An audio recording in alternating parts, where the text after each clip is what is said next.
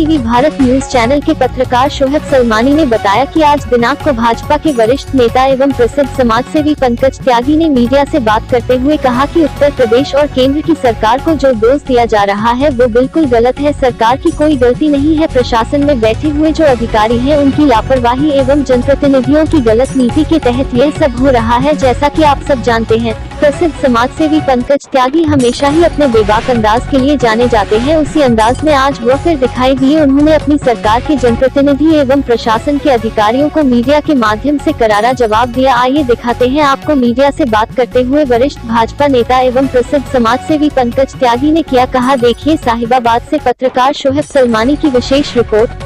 मैं पंकज त्यागी, बीजेपी गाजियाबाद से।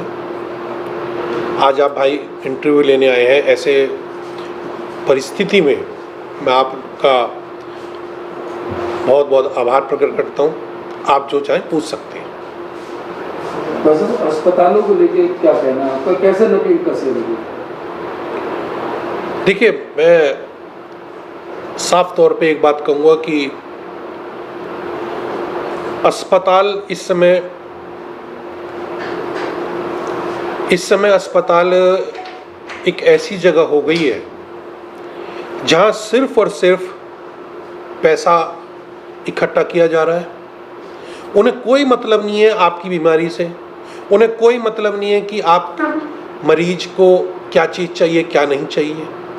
उन्हें सिर्फ मतलब है तो आपके इंश्योरेंस पे कि आपने क्लेम कितना करा रखा है और आपकी जेब में पैसा कितना है। अगर आप ये सोचें कि गरीबों के लिए अस्पताल है, निजी अस्पताल गरीबों के लिए है, तो आप भूल जाएं। मैं आज जो बोलूँगा बिल्कुल स्पष्ट बोलूँगा। मैं किसी पार्टी या विशेष की ओर से नहीं बोलूँगा। मैं आज बोलूँगा तो इंसानियत के लिए बोलूँगा।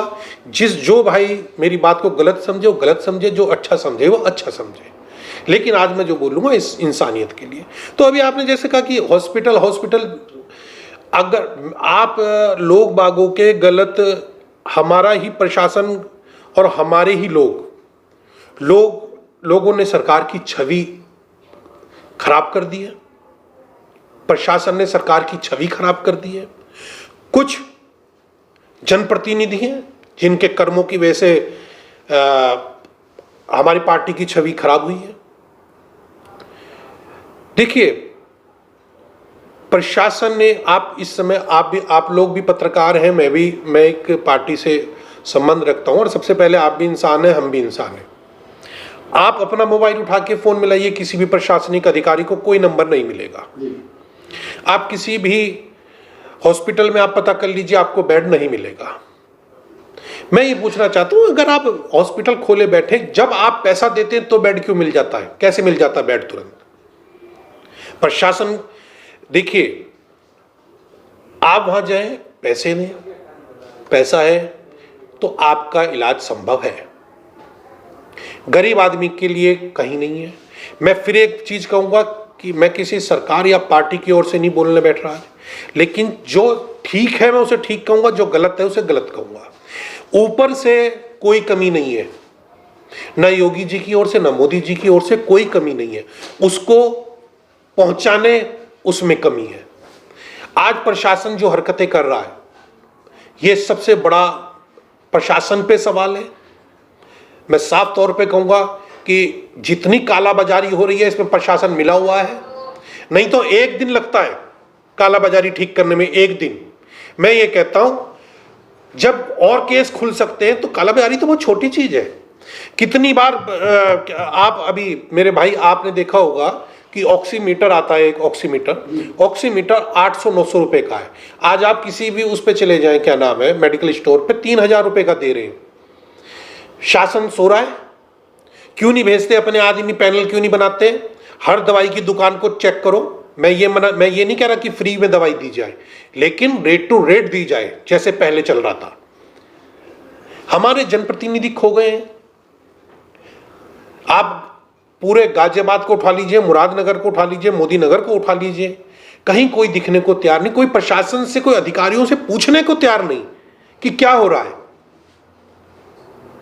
कालाबाजारी रोकने में कितने घंटे, मेरी ओर से अगर माना जाए तो जितना प्रशासन है, जितनी पुलिस सख्ती करती है एक गरीब आदमी पे जो रोड पे बेचारा बाई चांस मास्क नहीं लगा रखा उसने, उसको दो डंडे मारने में जितनी दिलचस्पी दिखाती है, जितना दिलचस्पी उसका चालान काटने में करती है, क्या प्रशासन इतनी दिलचस्पी कालाबाजारियों को रोकने में लगा रहा है? कहीं कोई ऑक्सीजन की कमी नहीं है, कहीं कोई दवाई की कमी नहीं है। आपने नोट किया होगा कि ऑक्सीजन की सरकारी अस्पतालों में कमी नहीं है, प्राइवेट में कमी है। आपने नोट किया होगा ये बात। सरकारी में कहां से आ रही है ऑक्सीजन और प्राइवेटों को क्यों नहीं मिल रही? सबके पास सब कुछ है, लेकिन इसमें कालाबाजारी हो रही है। कोई रईस आदमी मर रहा है कहीं? आप मुझे इसका जवाब दीजिए। जान सभी के लिए कीमती है। मैं किसी रईस या उस बेचारे पे आरोप नहीं लगा रहा, लेकिन मैं आपको एक उदाहरण दे रहा हूं कि गरीबी आदमी मर रहा है। गरीब आदमी कोई ऑक्सीजन नहीं है, कहां चले गए सिलेंडर? आज एक वो निकाल देते हैं कि इन पे फोन कर लो, इन पे पहले इस पे फोन नंबर पे फोन कीजिए, इस पे अपना आता पता लिखाइए, ऑक्सीजन की जरूरत अब है, मिलेगा कल। कितने में मौत हो रही है लोग? अभी मुझे मोदी नगर से एक फोन आया, मेरे मित्र हैं, उन्होंने बताया कि एक जने ने वहां पर एक सिलेंडर खरीदा है 26,000 में। जब पैसे नहीं थे तो वो सिलेंडर नहीं मिला, 26,000 मिलते के साथ ही सिलेंडर उपलब्ध हो गया। इसमें सीधे तौर पे योगी सरकार को बुरा बनाया जा रहा है अधिकारियों द्वारा। समझ नहीं आ रहा है, पर समझना चाहिए। हमारी पार्टी को, हमारे लोगों को समझना चाहिए, उन्हें इस चीज पे आवाज उठानी चाहिए कि पार्टी की छवि बिल्कुल खत्म होती जा रही है। ये लोग जानबूझ के कर रहे हैं। मैं नहीं जानता कि कैसे मैनेज हो रखा है, लेकिन इसके पीछे एक बहुत बड़ा कहना चाहिए कि एक बहुत बड़ा षड्यंत्र है। अरे भाई, अगर मेरे प्यारे भाई, मैं आपसे ये भी चाहूंगा कि आप हिंडन पे जाके, जो हिंडन पे व्यवस्था देखते हैं, आप उनका भी इंटरव्यू कीजिएगा कि कितने लोग जा रहे हैं यार। उनके घर वालों से पूछो, उन जिनके घर के गए हैं, जिनके घर के पड़े हुए हैं बेडों पे, जो बेचारे परेशान हैं, उनसे पूछ के तो देखो एक बार। हमारे यहाँ के सारे विधायक हमारे हैं, सारे जितने जो एमपी हैं वो हमारे हैं, मिनिस्टर हैं हमारे पास, कोई कहीं है ही नहीं। यही तो सबसे बड़ी बात पंकज जी, आप देख रहे हैं कि स्वास्थ्य मंत्री हमारे शहर के रहने वाले हैं, हमारे विधानसभा गाजियाबाद से जीते हुए हैं, शहर में रह रहे हैं, जनता को उनकी तरफ से कोई राहत नहीं मिल पा रही है। नहीं देखिए, मैंने पहले स्वीकार कर ली ये बात।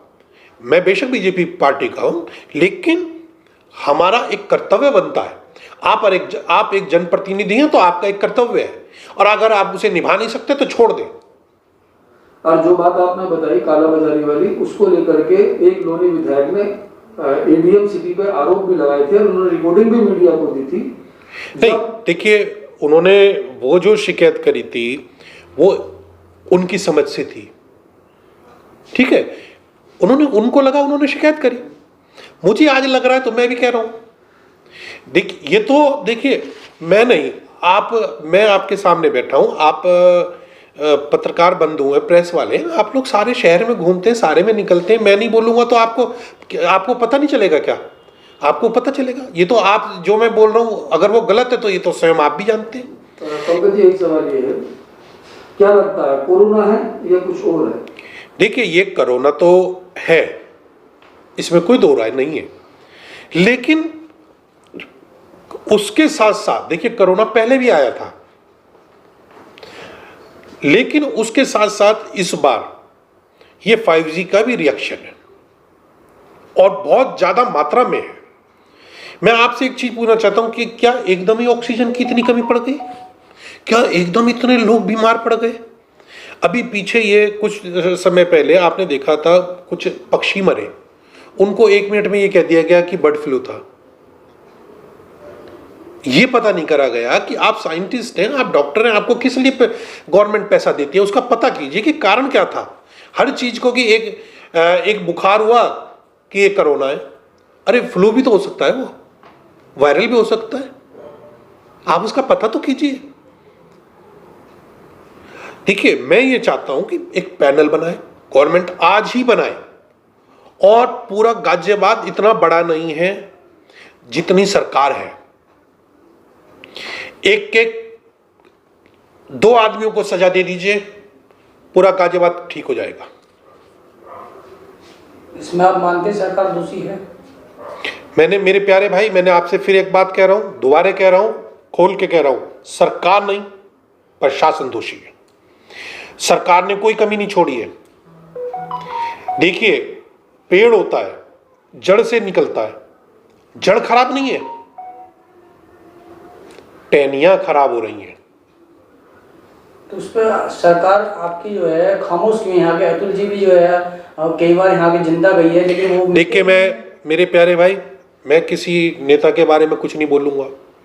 उनकी क्या समझ है क्या नहीं, मैं तो कहता हूं बोलना चाहिए, पूछना चाहिए। मैं तो कहता हूं, मैं आपके सामने पूछ रहा हूं। कोई और क्या सोचता है वो उसकी विचारधारा है। जनता देख रही है, दुनिया देख रही है। आप समाज को क्या संदेश देना चाहेंगे इस कोरोना के लिए? देखिए, मैं समाज को एक संदेश देना चाहूंगा कि जाग जाओ।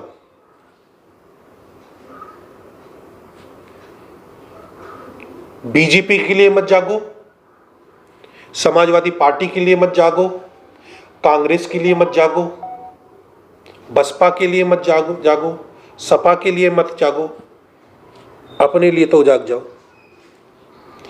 देखिए, जो अपने आप जाग गया, जागने का मतलब है कि है बहुत अंधेरा, सूरज निकलना चाहिए, हो किसी तरह भी मौसम बदलना चाहिए। पंकज जी, ये जानना चाहूँगा, कुछ ये शिकायत मिल रही है शहर में कि कुछ डॉक्टर अपने क्लिनिकों को कोरोना की वजह से बंद करके घर में बैठे, इसको कैसा मानते हैं? सही? देखिए, मैं इस विषय में, आपने बहुत अच्छा क्वेश्चन करा, मैं आपकी तारीफ करूंगा इस बारे में।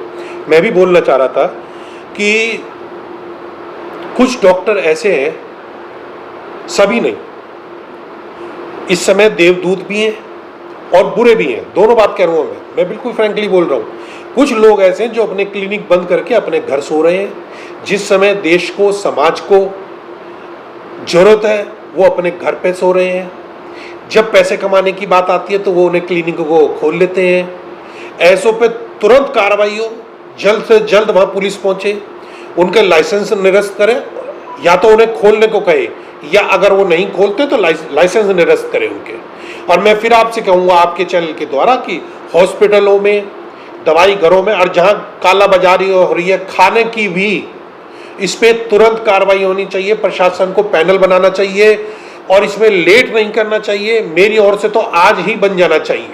और उन्हें, मैं अपने भाइयों से एक चीज और कहूंगा और शासन से भी कहूंगा कि जिस आदमी को पकड़े, मेरे रिपोर्टर भाइयों के सामने उन्हें पेश करो, जिससे कि समाज के हर आदमी को दिखे कि तुम्हारे साथ क्या होगा अगर तुमने कालाबाजारी करी। ये एक संदेश जाना चाहिए सभी चोरों को, ऐसे नीच आदमियों पर संदेश जाना चाहिए कि तुम्हारे साथ ऐसा होगा। और नहीं, मैं प्रशासन को फिर अवगत करवा रहा हूं कि ये अगर प्रशासन ने नहीं रोका तो लोग बाग रोड पे आ जाएंगे, उसके बाद प्रशासन कुछ नहीं कर पाएगा। फिर लोगों की गलती ना कहे प्रशासन। ये धमकी नहीं दे रहा, ये मैं गुजारिश कर रहा हूं, आप समझें, लोगों की समस्याओं को समझें। जनता रोड पे आ जाएगी,